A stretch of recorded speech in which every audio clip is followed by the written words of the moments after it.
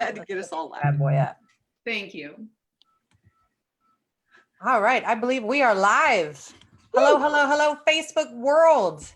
This is Chris Alicia coming to you with the first episode of the Muses, where myself and my beautiful divine counterparts come to you live every single week to talk about all things spiritual, to really help with the transformation of the world at this time. We've come together from a collective background, very different experiences, very different specialities, all to help the planet ascend at this time.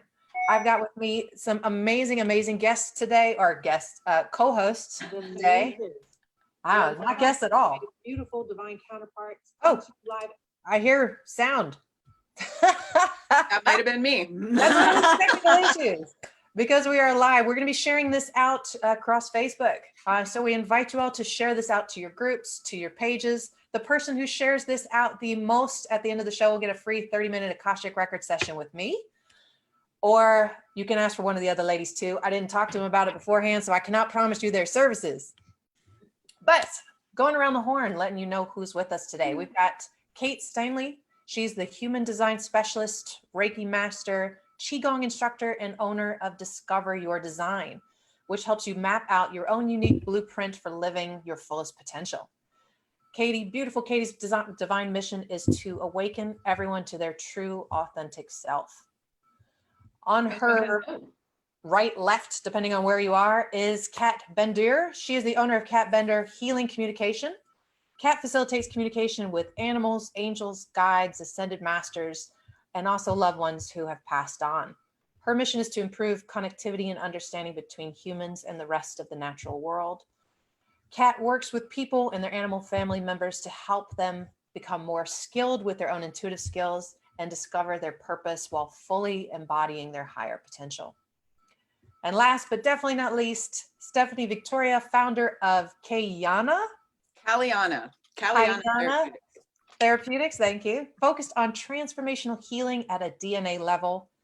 Stephanie's work combines high vibe cellular technologies and metaphysical practices. Steph combines her expertise in detox and regenerative cell care with alchemy, custom fitting personal plans for transformation, and aligning within the space of the Akashic records for everyone from the physical mom to coach or healer. And I am Chris Alicia. I am founder of Ascended Warrior, which is spiritual and mindfulness practices for veterans, first responders, and other survivors of trauma. Together, we learn to embrace our warrior selves, conquer our demons, and live life joyfully. So that is the crew that we've got with you today. Thank you so much for joining us for Muses, our very first episode.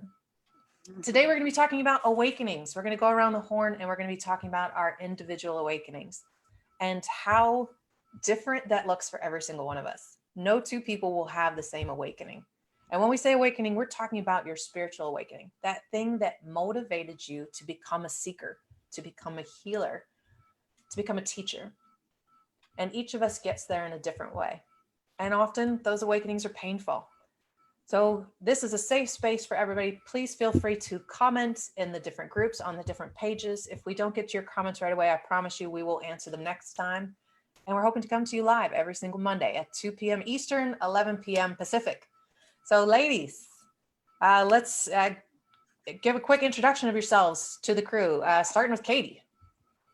Hello, everybody. I am so excited to be here. I feel like this was just divine how this all came together with these other beautiful, high-powered goddesses.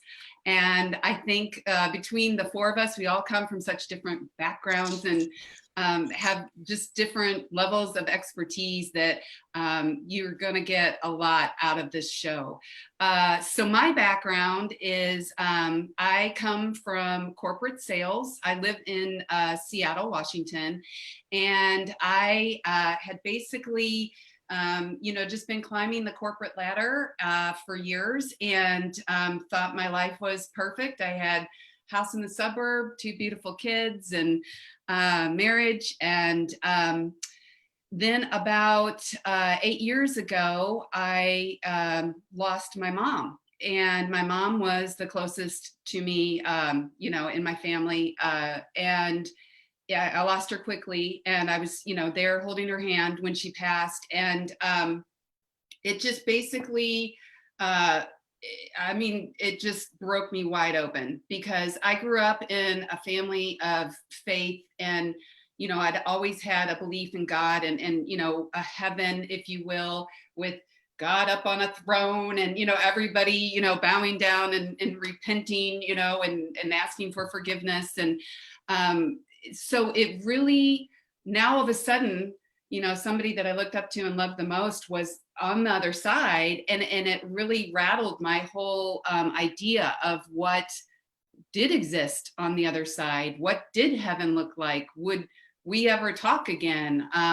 And so I just became, I was so broken open, and I was so just desperately searching for answers of any kind.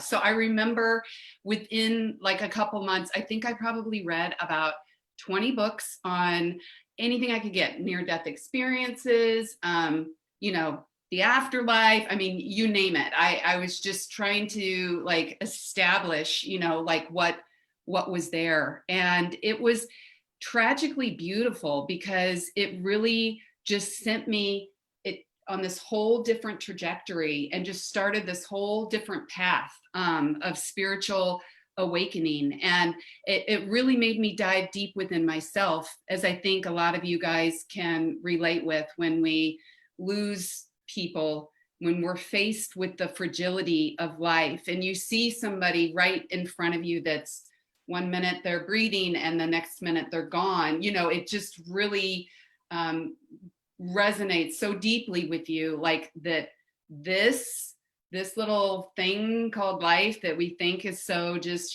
happy and perfect, it's not all there is. And so on my journeys, I delved into studying, different religions, and I was doing hot yoga, and then that led to Kundalini yoga, which is it's a very powerful breath work based yoga that really takes a lot of your energy, and it moves it upward, so that you can get it into your upper chakras, and you can really use that to harness and expand your consciousness. And then from there, I went on to work with Emily Harrison and learning to read your Akashic records, which is where I've met all of these 4 beautiful goddesses. That is what connects us all. And again, it's just tapping into that higher consciousness that is available to us all and has all the answers. It's our guides, it's our loved ones, it's our angels, it's just that place of love and non-judgment. And from there, I continued on, and my spiritual awakening led me to go from there to Reiki, which is just, again, moving energy, if you will, from the Akash, from that place of all knowing down in through you into other people on a physical level. And I became a Reiki master, and always the student, never satisfied, I guess, with, expanding and growing. I went on to start working with Qigong, which is, it's kind of the Chinese equivalent of Reiki. It's moving medical meditation, just really being able to harness universal environmental energies that are available to us all. Just going out in nature, you find that your spirits are lifted, right? It's because you're taking in and you're absorbing all of this beautiful life force that exists around us. And so Qigong, I've been doing now for about 5 years. I became instructor certified, and that has been so profoundly healing, opening me up energetically, empowering me to really see, you don't have to have all the answers and feel like, all the pressure is on you. It's all available to you if you need it. And it's just about intention and knowing what to tap into. And I've witnessed so many people just heal themselves from things that Western medicine couldn't fix, like, cancer. Qigong's great for diabetes, fibromyalgia, things that, just people just seem to get real roadblocks at. And so from there, I ended up, that led me into human design, which is phenomenal. I encourage you. It's kind of like up and coming. So some people have heard of it, some people haven't. But if you haven't, strongly encourage you to go research it, to go check out my website. I've got a lot of information on there. It's katiesteinle.com, STEINLE. And basically, human design encompasses all of the great esoteric wisdoms that have been with us for centuries with modern DNA genetics and quantum physics. So it's kind of like astrology on steroids. It will answer any depth of question that you could ever want. And so for somebody like me, that my spiritual awakening, was, me becoming, a student of the universe and really wanting to embody and take these abstract concepts. And the way my human design works genetically is I have the ability to do that and take very complex things and break them down in a way that I can explain them out to people so that they understand. And it's easy and it's simple and they can apply it to their day-to-day life. So I've been studying human design now for several years, and that's probably my favorite thing, just because again it encompasses so much. So from there I am still growing and learning. I just went on a beautiful retreat. The four of us just spent some time in Mount Shasta, which I'm sure everybody will probably share a story or two. And it just took us all to a whole entirely new level of just when you think you're open, you can always open up more and you can always go deeper within. And I think that that's kind of the message that we want to leave you with today, right? It's like, let's just share and build community and come together in this time where everybody's isolating and everybody's just feeling separate and alone. And let's do the opposite of that and grow a movement together and spread some love. That's what I'm about. Absolutely. Thank you so much, Katie. And to all those people who are writing in and saying hello, thank you so much for joining us. Rhonda, Emily, Belinda's on here. We've got people from Canada. We've got people from the South coming in. Adriana, hello to all of you. Thank you so, so much for joining us. Please share this out. As Katie said, we're trying to build a community. We're trying to let people know that they are not alone in this crazy ass awakening time that we find ourselves in. So Stephanie, Katie, Kat, I think you might be disappearing anytime now. So Steph, if you wouldn't mind, she's at a hotel. So if she pops in and out, it's totally divine timing. So she will speak as soon as she can. I wasn't sure if maybe we wanted to just let her go since she happened to be on the screen. No, that's true. She's absolutely right. Kat, if you would like to give us an introduction of yourself. While she has a quick second. I have a quick second, maybe. And I apologize in advance if that's all it is. I am Kat, and my awakening, I guess, happened as I was pulled from corporate America by the gift of cancer. I had a rockin' career that I was enjoying a lot, and got a little bit of a surprise, and it pulled me out of what I was doing and into quite a long time of not being able to do really anything.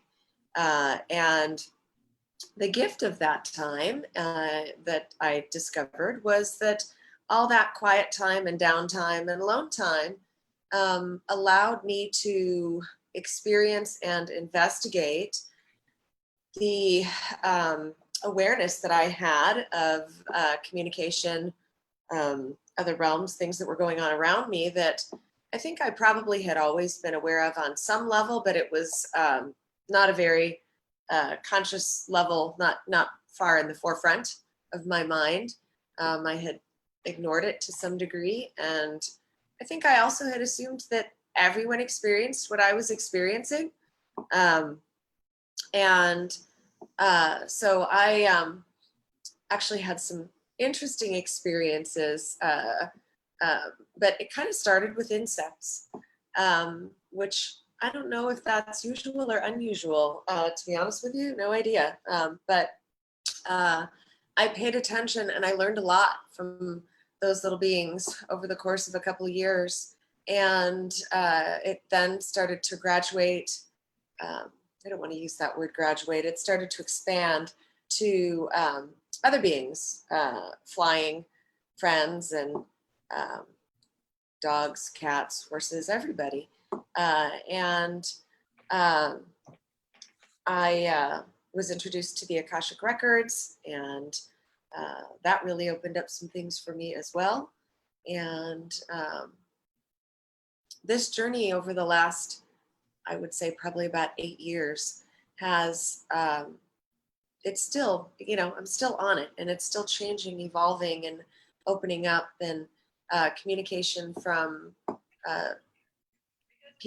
human people who've crossed over, actually not just human people who've crossed over. And that's kind of where I play, where I dance. I like to facilitate communication for others, to help them to move through things that they need to move through, understand things that they benefit from understanding.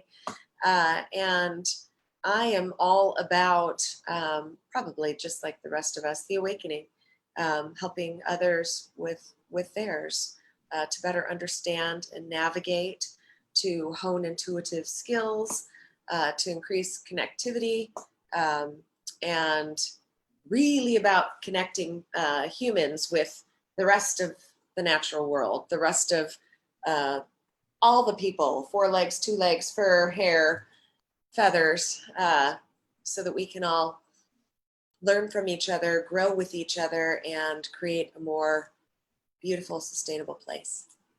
That's my spiel. Beautifully said. And you stayed on the whole time. I'm so excited. All right, Steph, I promise to the audience, she is not naked. It only looks like that when it dips down a little bit. She even got dressed for us. It's not her natural state of being, but I did, no. I'm so happy to be here with all of you ladies. Stephanie Victoria here. So a little bit about my awakening. Ooh. It was one of those ugly ones. I tell people that I was shot from a rocket, and in light of the way I'm dressed today, I might have even been naked at the time. It was something that just kind of came out of nowhere, I guess, for me. And I don't know, like, on this road of awakening, who of the 4 of us has been on the road the longest? I know it's like one of those, can you ever really pinpoint the day kind of things, because everything weaves together. But I could jump back really when I started like aggressively awakening, probably 3 years ago. Not that long. And like I said, you could back it up and attribute it to other things. And for me, it was food. That was what drew me. I don't laugh now because I don't know. I do need to laugh. I need to laugh about it. But it's one of those things that for a lot of people is a trigger. Like, to hear me talk about food and how it contributed to my awakening, I've discovered it has been a trigger for a lot of other people. Like, I'm a vegan, right? So that weirdo that doesn't eat animals, yeah, that for me was part of my journey. It's what catapulted me into a higher vibrational state and allowed me to really get that authentic life force energy flowing within me, and take my consciousness to a level that it hadn't been before. I was very unhealthy for a lot of years and was on already at the time of my awakening this journey of cellular health, cellular detox and regeneration, fueling the body, feeding the body at a cellular level, healing the cells, allowing the cells to function how they should. Elimination diets, all kinds of things to pinpoint what it was that was really going to make me tick. And at the end of the day, it was life force, and that was it. And it sent me on this path of taking things out of my life that I had been accustomed to for a very long time. So I guess I could say at the beginning of my awakening, it was like, how many things can I change kind of perspective. It was like, okay, now I see what's happening when I change things in my life, and I'm getting a different outcome, and I'm feeling differently, and I'm looking at things differently, and I'm conscious of different things. And like I said, for me, it was food. So I started ripping everything away and found myself, eating a salad naked in the backyard. So well grounded and full of life force. But really, I joke, but I battled chronic respiratory illness for 20 years plus, and wasn't a well person. On a day-to-day, just a regular day-to-day, I was pretty all right, but I had these cyclical appearances of really difficult, really painful illness that would come like clockwork for a long time. It was like I knew I could wake up in the morning and just have a little bit different of a feeling about myself. And now here we go into like, how much was my mind playing into everything that was happening at the same time? My state of consciousness at that time. I would have that little different feeling in the morning, and I'd be like, oh, this is it. Here we go again. And I would unravel it all for myself. So going through what I went through with food and beginning to see what I feed my cells with differently set me on this journey of healing that was palpable, that I was experiencing, and it was blowing my mind at every corner, going, oh my gosh, okay, so if I take that out, it changes this in my body. Okay, if I take that out, it changes this in my body. And then started doing that for other people too. It wasn't until just a couple of years ago when I found the Akashic records and I found nutrigenomics at the same time. So nutrigenomics is the study of how our food interacts with our DNA. And we know, just in the metaphysical realm, in the energetic realm, in the spiritual realm, there's so much that we can do to activate our DNA. And to that same point, there's so much we can do in the 3D. So that really has become my focus, having already been on the journey, coming across the Akashic records and DNA healing, nutrigenomics at the same exact time. I personally don't know how to separate them anymore, because I'm feeling and experiencing the change in my physical body and my energetic body as I change what I physically put into my body and the energy about me, the way that I function, what practices I tap into energetically, and how those things meet each other, the 3D and the 5D. All of that happened to me, the discovering nutrigenomics and finding the records, all happened at the same time as losing my mom. Katie, when I heard you say that, it just brought up another synchronicity for me, because going through that and experiencing that change in your own vessel, in your own consciousness, the way that you see the world, the way that you see yourself, the way that you treat yourself and love yourself, and the way that all those things wrap up together to create the world that you're living in. Now drop in like lost a loved one. You know what I mean? And I can hear my mom kind of laughing in the background, like, well, that's how it had to happen, sis.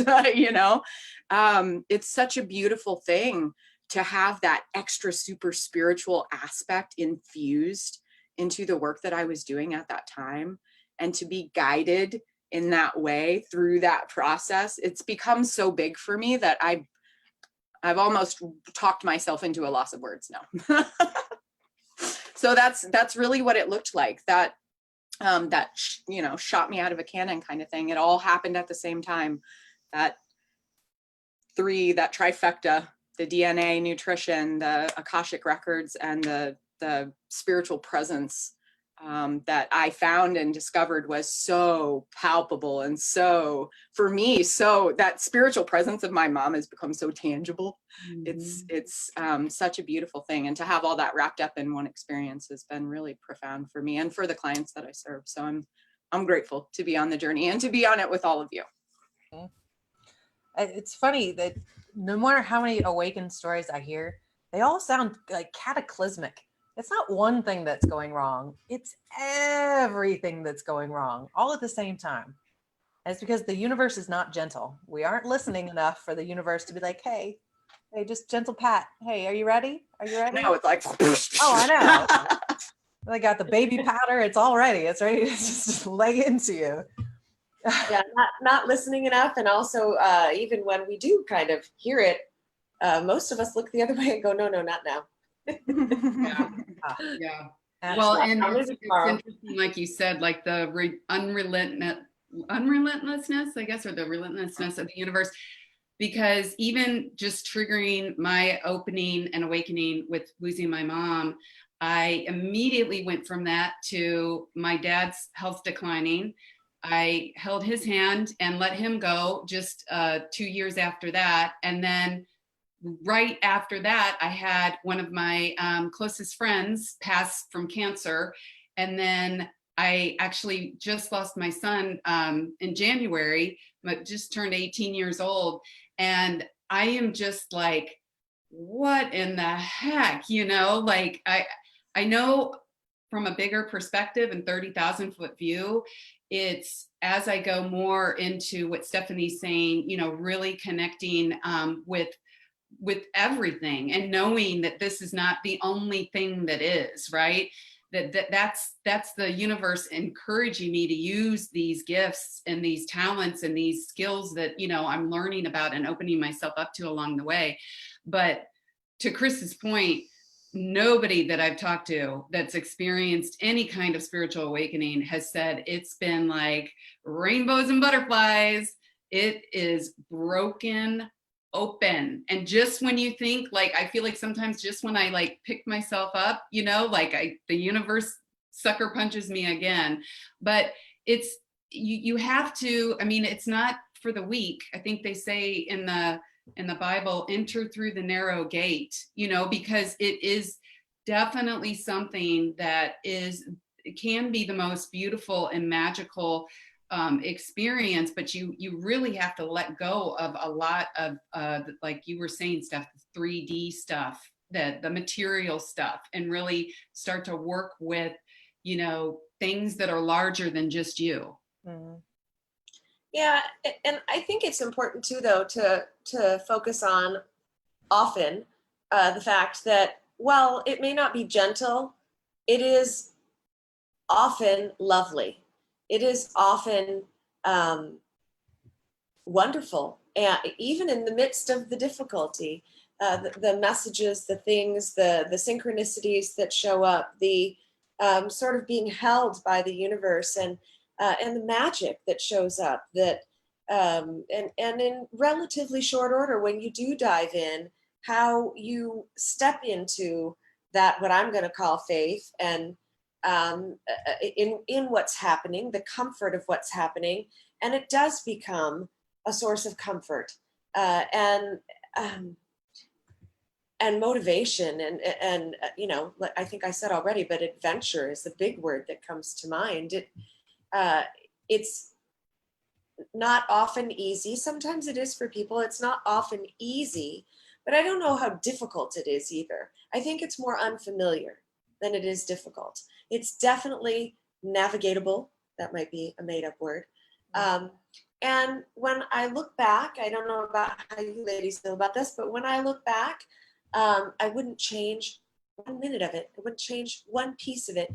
I would take all of the moments, the more beautiful and less beautiful, the more ridiculous and less ridiculous.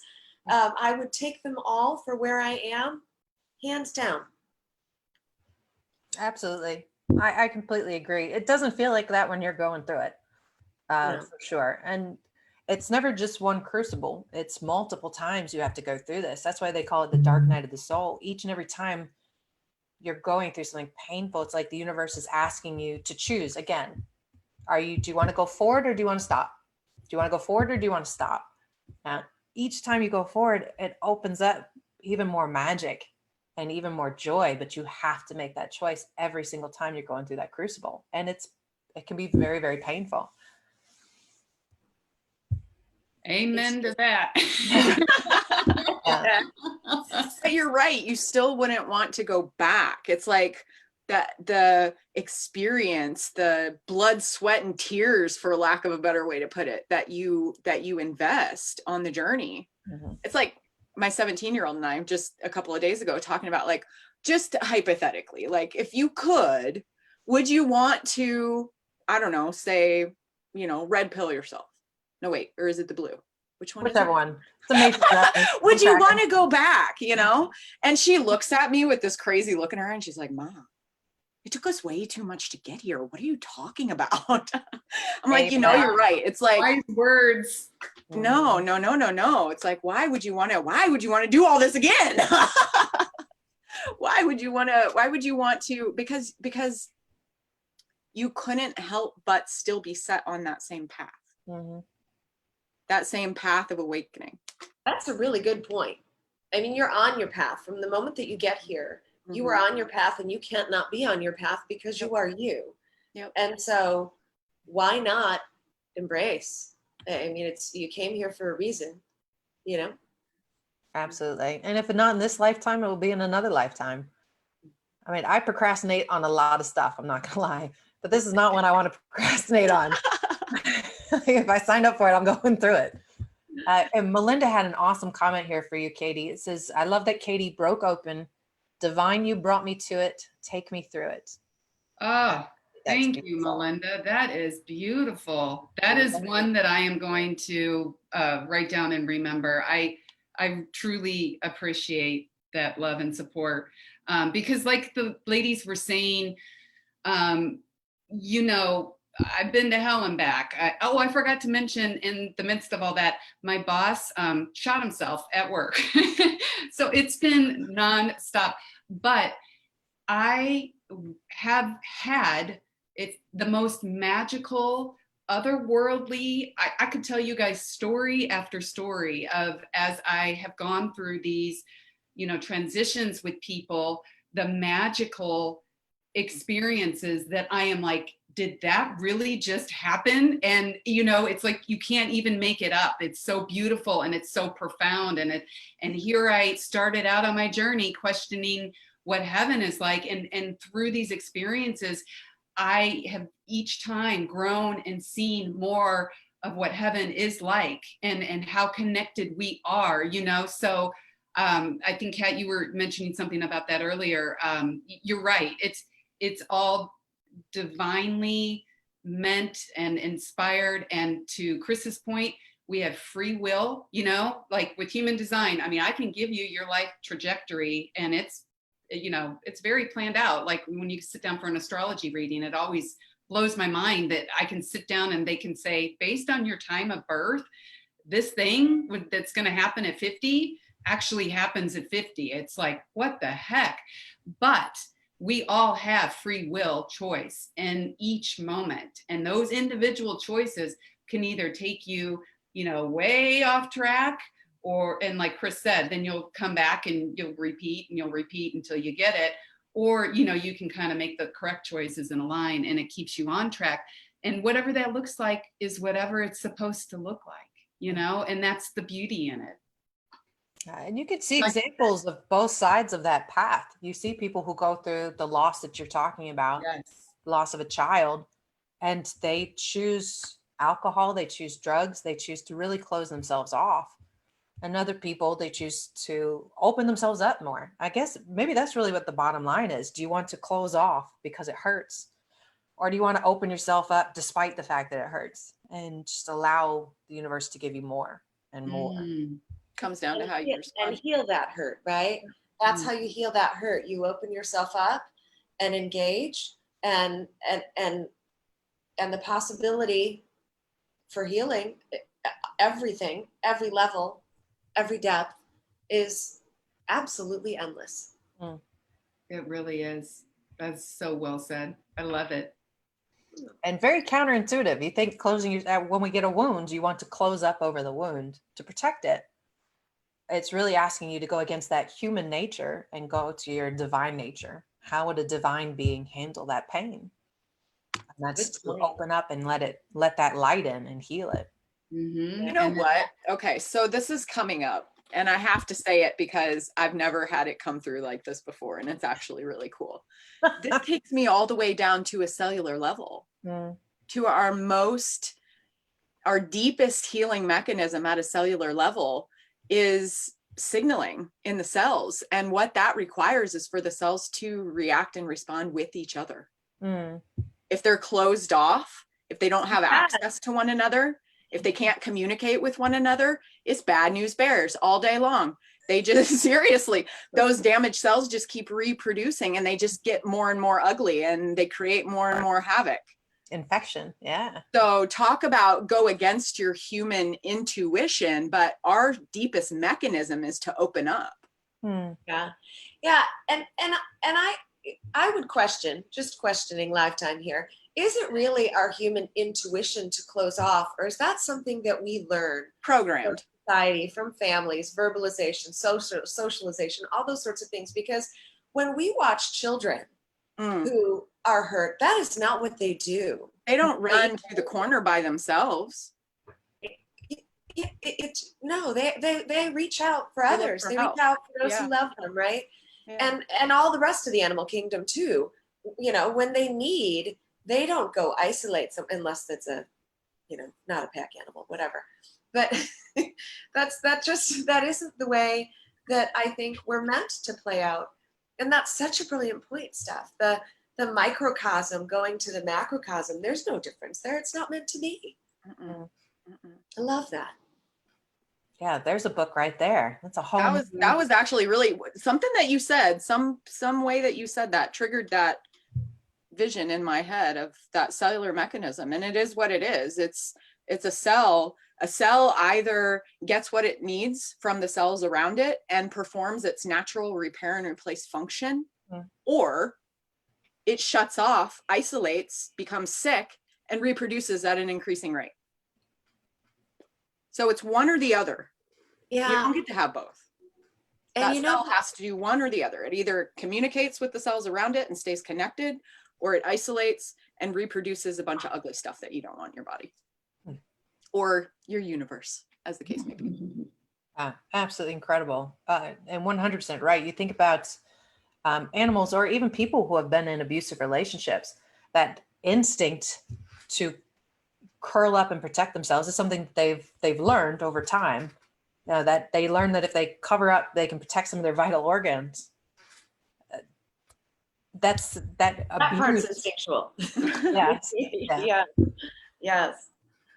Well, that's the push and the pull of it, right? Yeah, like even on a cellular level. Yeah, that's really cool. So Chris, we haven't gotten to you. Yes. My awakening was as catastrophic as so I am a super stubborn person. I am very atypical for a spiritual person. I am militant. I have deployed. I still work with the military. I was active duty in the military. I like guns. I carry a gun. I'm super different than a lot of spiritual people. Although I do walk around my house naked. So maybe that's where we bond. But I'd always been spiritual. Even as a kid, I loved religion. I loved studying it. I was never in one religion, but I liked Native American tradition. I liked paying attention to my dreams. When I joined the military, I really got out of that because it wasn't my focus. I was working all the time, no days off. And the statute of the military is very straight-laced. There's no room in it for true spirituality. Although religion is a part of the military, true spirituality is not. So when I got out of active duty and I was still working, I was working in DOD as a civilian, Department of Defense. My body was breaking down. I had a lot of pain from the military. I hated my job. I just loathed going in every day. The guy I was dating was a foreigner, and I was told I had to give him up because of my job. So now I'm living in an apartment that I cannot afford.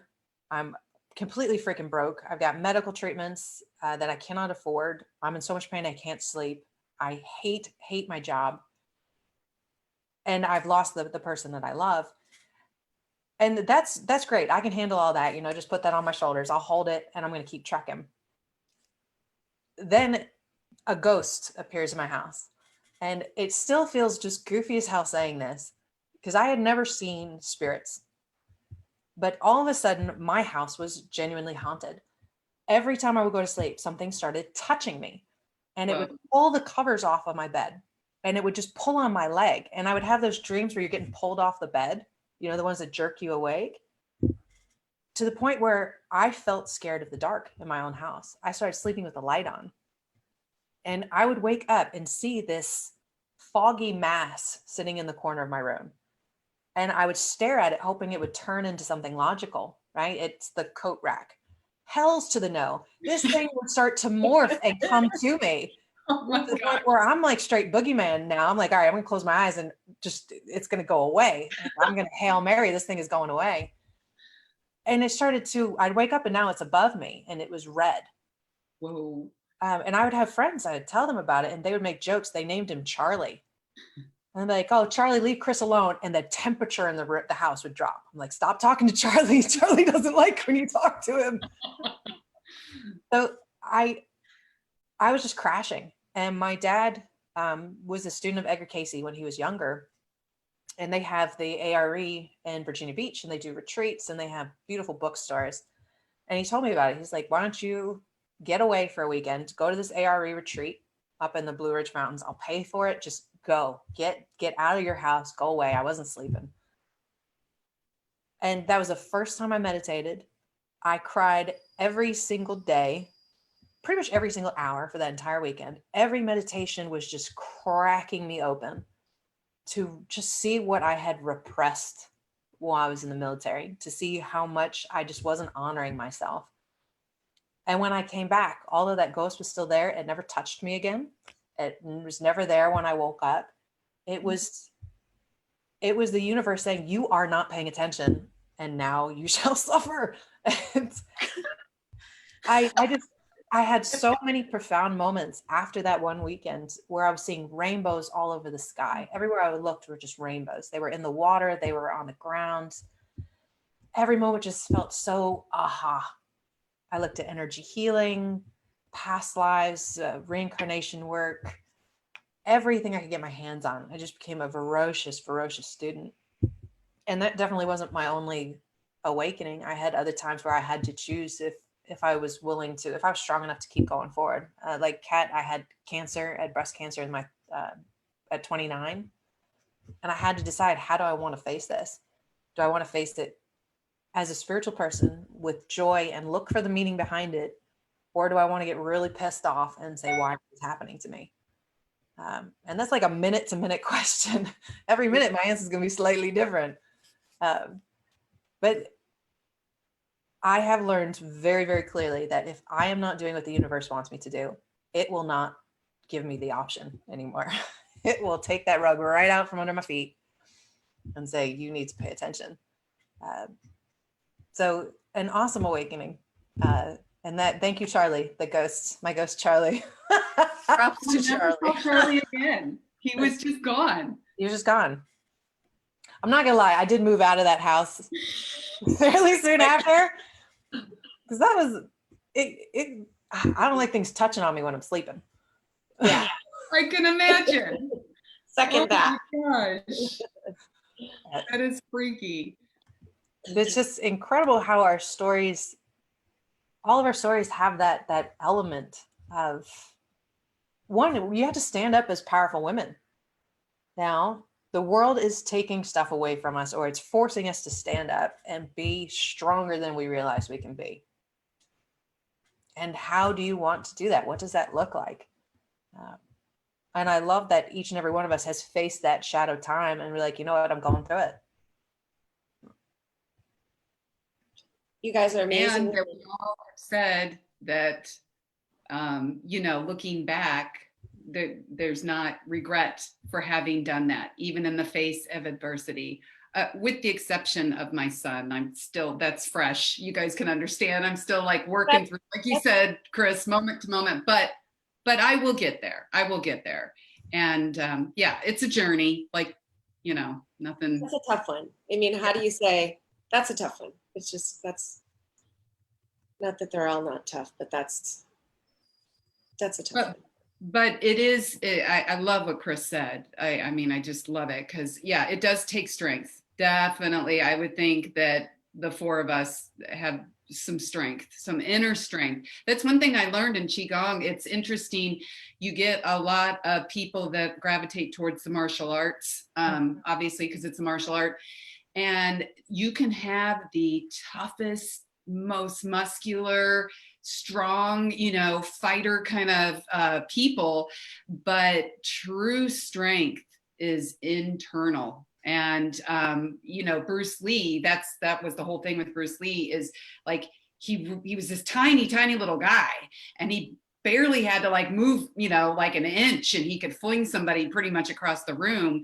And it was because he had harnessed so much internal strength, while all these other people are working on the external strength. So I love it. Like, if you guys ever get a chance, just Google him and Google some of his quotes. The guy's got some pretty deep quotes, That's very cool.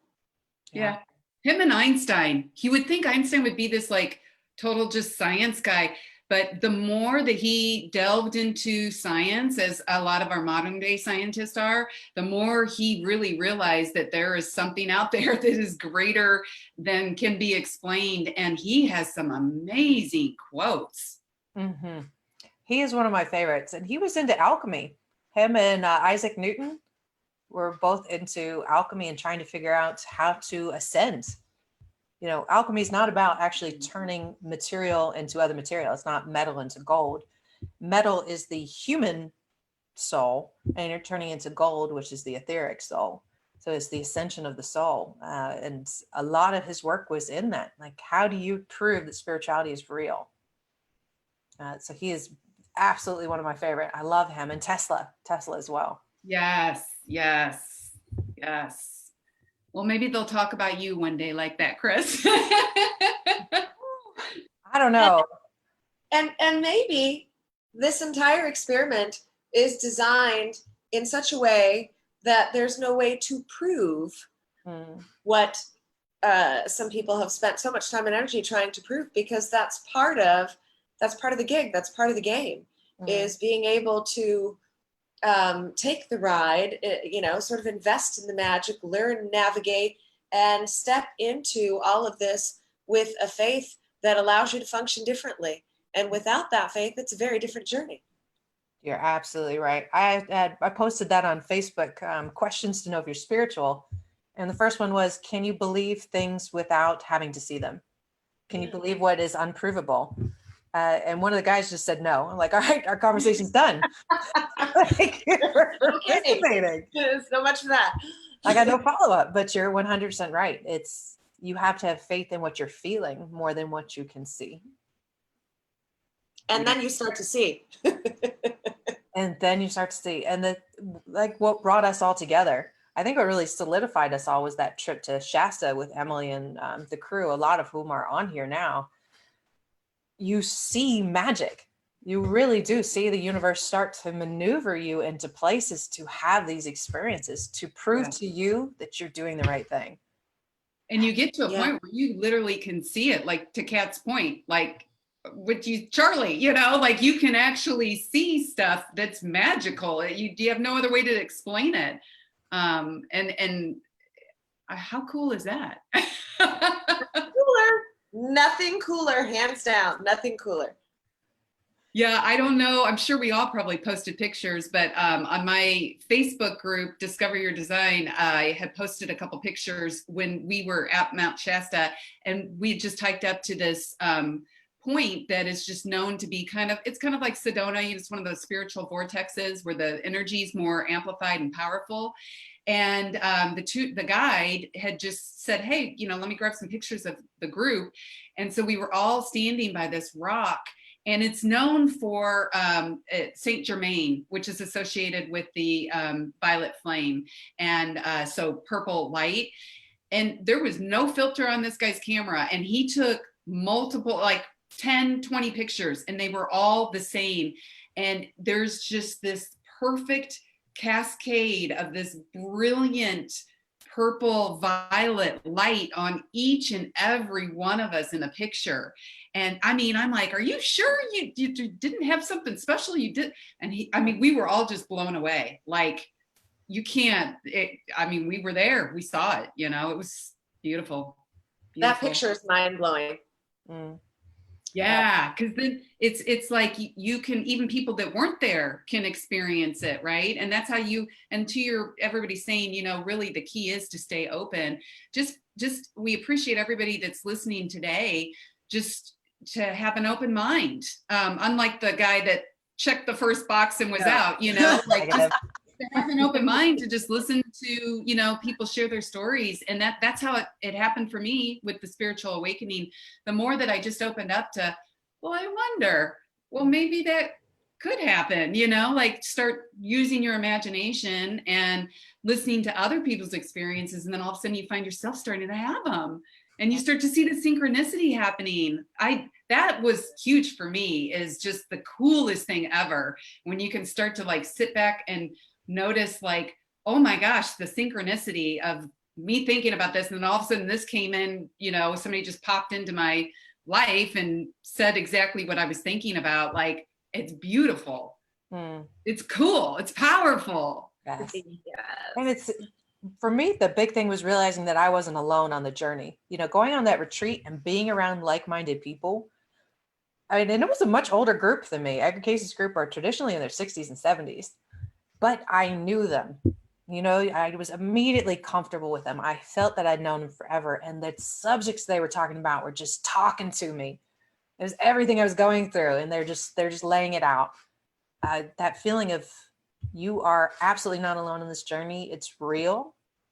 Yeah. And that all these people are here to support you. It was just such a great feeling for me. That's what got me really excited. That changes everything. Finding that community, it changes everything. It really, the support, the understanding, the knowledge, the ability to talk about things, figure things out, learn things from each other, bridge gaps, fill in details, because the people that show up as part of your tribe are never accidental either, right? I mean, they're not people that you ever, it seems like it always works out this way. They're all over the place. You never would have met them any other way. It's kind of odd how y'all come together, and you can't imagine your life without them ever.